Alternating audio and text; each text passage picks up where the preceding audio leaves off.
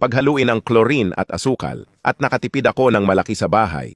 Sa simula, maglagay ng 2 kutsara ng asukal sa lalagyan, dagdagan ng 1 tasang chlorine o sapat para takpan ang asukal at 1 tasang sabong panghugas. Dagdagan ng 1 tasang tubig at haluing mabuti. Magiging malinaw ang pinaghalong sangkap. Ilagay ito sa bote na may pang-spray o butas sa takip. Nagawa na natin ang malakas na panlinis at pangalis ng mantsa. Maglagay ng kaunti sa bahaging may mantsa para malinis ng husto. Lagyan lang ng kaunti at hayaang tumigil ng 25 minuto. Pagkatapos, labhan gaya ng dati. Nakakaalis ito ng mantsa at amag sa puting damit, sapatos, tuwalya, at iba pang gustong paputiin. Tingnan kung paano mawawala ang mantsa at maibabalik ang dating kulay. Pampaputi rin ito ng inidoro, lababo, grout, mop, counter, at iba pang gustong pakinangin. Lahat ay magiging kintab at malinis. Pagpalain kayo ng Diyos. Ilagay lang ang lamok coil sa tubig at wala ka ng ganitong problema. Ito'y kamanghamanghang tip na dapat mong malaman. Malaki ang maitutulong nito sa iyo sa bahay. Ito'y produktong pang-itaboy ng langaw, lamok at iba pang peste. Ngunit napakalakas ng amoy nito. Pag sinindihan, umuusok. May naiinis sa balat, nagka-allergy o nagkakasakit sa usok.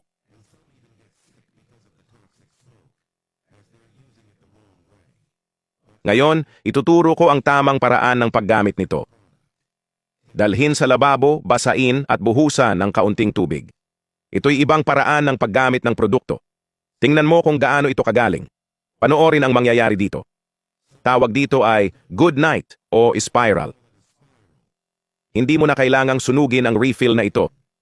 Hindi na lalabas ang nakakalasong usok sa hangin. Gagamit tayo ng alcohol na mabibili sa tindahan o botika. Dito, gagamitin mo ang 200 ml. Ngayon ay pagbubutihin natin ang recipe na ito. Gagamit ako ng ilang cloves. Ang cloves ay may sangkap na eugenol. Natural itong pantaboy sa mga lamok. Tinataboy nito ang lamok, ipis, gagamba at iba pang insekto sa bahay. Ibabad ito ng 1 oras. Tingnan mo ang kinalabasan, pansinin ang kulay. Epekto yan ng alak at cloves.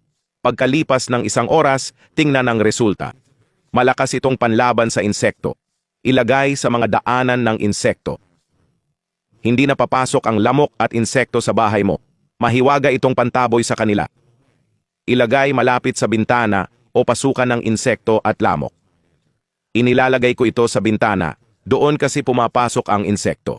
Kapag pumasok ang insekto, maamoy nila ito sa hangin. Hindi ito nakasasama sa tao. Sa mga insekto lang ito epektibo. Kahanga-hangang pantaboy ito sa lahat ng insekto at lamok.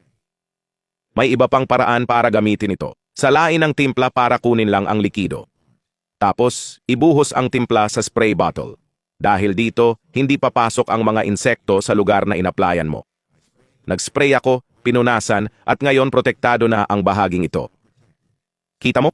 Lalayo ang mga peste sa bahay mo kapag ginamit mo ito ng ganito. Ngayon, ilagay mo ito sa mga siwang dito.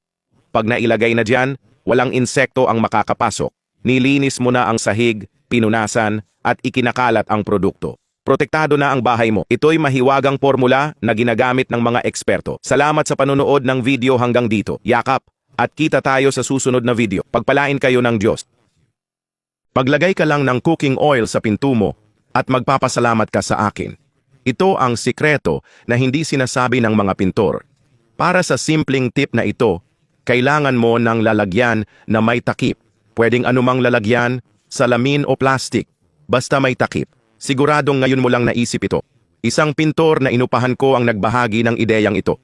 Lagi niya itong ginagawa sa trabaho at gusto ng mga kliyente. Una, maglagay ng 1 kutsara ng soybean oil sa lalagyan. Dapat bagong langis ito, ha? Pagkatapos, magdagdag ng 1 takip ng fabric softener. Pwede kahit anong fabric softener na meron ka sa bahay. Dito, gumagamit ako ng concentrated fabric softener. Kapag tapos na, haluin ito ng mabuti. Siguradong hindi mo naisip gawin ito sa bahay dati. Pati ako hindi rin. Nang ibinahagi ng pintor ang trick na, nagulat ako sa galing. Ang trick na ito ay teknik na namana pa sa lolo ng pintor. Sabi niya, Lihim na lihim daw ato, pero dahil kailangan ko siya, tinuruan niya ako. Siguro may pinto ka sa bahay na walang barnis. O may barnis, pero mapurol at walang kintab. Sa tagal ng panahon, normal lang yan. Para gawin to, kailangan mo ng tela. Tapos ipahid mo yung likido, ganito o. Bago nating gawin, ipapaliwanag ko muna kung paano gumagana itong simpleng halo. Ang langis ay nagsisilbing pampakintab sa kahoy, nagbabalik ng natural na kislap at nagpoprotekta. Ang fabric softener naman ay nagbibigay ng malambot at matagal na bango sa paligid. Pagsamahin mo yan, aalagaan nito ang pinto ng hindi malagkit o mamantika. Tingnan mo, malaki talaga ang pagkakaiba. Kita mo yung pinaglagyan ko kumpara sa hindi pa nagagalaw? Magagamit ang pamamaraang ito kapag napansin mong malabo na ang pinto o nais mong pasariwahin ang silid ng mabangong amoy. Ang regular na paggamit ay makakatulong pahabain ang buhay ng kahoy at panatilihin ang silid na may banayad at kaaya-ayang halimuyak. Subukan ang simpleng tip na ito at tingnan kung gaano kadaling panatilihin ang iyong pinto na makintab at mabango. Madali lang. Gamit ang mga sangkap na malamang nasa bahay mo na. Magagamit mo rin ito sa iba't ibang kahoy sa bahay, poprotektahan at pagagandahin ang mga ito. Dagdag pa, pababanguhan ito ang kapaligiran. Sana nagustuhan ninyo ito at magkita tayo sa susunod na video. Maglagay ng tampon sa paa mo at magugulat ka sa resulta. Alam natin ang gamit ng tampon, pero may trick ako na ikagugulat mo. Mabilis at praktikal ito at tiyak na magbibigay ng magandang resulta. Kung may kalyo, fungal o mabaho ang paa mo, para sa iyo tong video na to. Para sa trick ngayon, gagamit tayo ng tampon. Kung gusto mo, pwede kang gumamit ng dalawa, isa sa bawat paa. Una, tanggalin lahat ng balot ng tampon.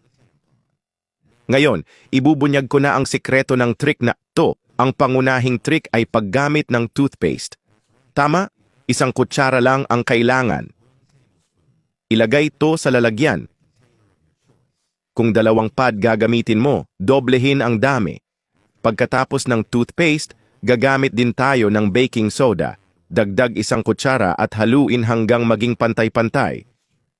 Sa 2 sangkap na to, maibabalik ang kalusugan ng paa mo. Napakadali lang at wala kang gagastusin dahil malamang meron ka na ng mga sangkap sa bahay. Kapag ang halo ay pantay, ikalat ito ng buo sa ibabaw ng absorbent pad. Kapag inilapat sa paa, ang toothpaste ay aalis ng bakterya at kalyo. Ang baking soda naman ay epektibo sa pag-aalis ng amoy ng paa. Kapag naikalat na ang halo sa absorbent, hayaang matuyo hanggang maabsorb ito. Pagkatapos ng sapat na oras, maaari mong alisin ang madikit na bahagi. Pagkatapos nito, kailangan mo ng medyas. Baliktarin ang medyas at idikit ang pad halo nakaharap sa loob. Maganda ang paraan na ito at siguradong magugustuhan mo. Makikita mo ang magandang resulta agad-agad. Ngayon, isuot mo lang ito sa iyong mga paa. Angkop ito sa mga taong nakasuot ng sapatos buong araw. Kung gusto mo, pwede mo ring gawin ito sa gabi. Ganoon, gagana ang halo habang tulog ka, inaalagaan ang paa mo. Ayun lang, sana nagustuhan mo. Subukan sa bahay, siguradong babalik ka para magpasalamat sa resulta. Yan na ang video para ngayon. Bigyan ng rating 0 to 10 ang tip sa komento at sabihin kung susubukan mo. Sabihin din kung saang bansa at lungsod ka nanonood. Ang opinyon mo'y tumutulong sa akin magbigay ng kapaki-pakinabang na content. Hanggang sa susunod na video.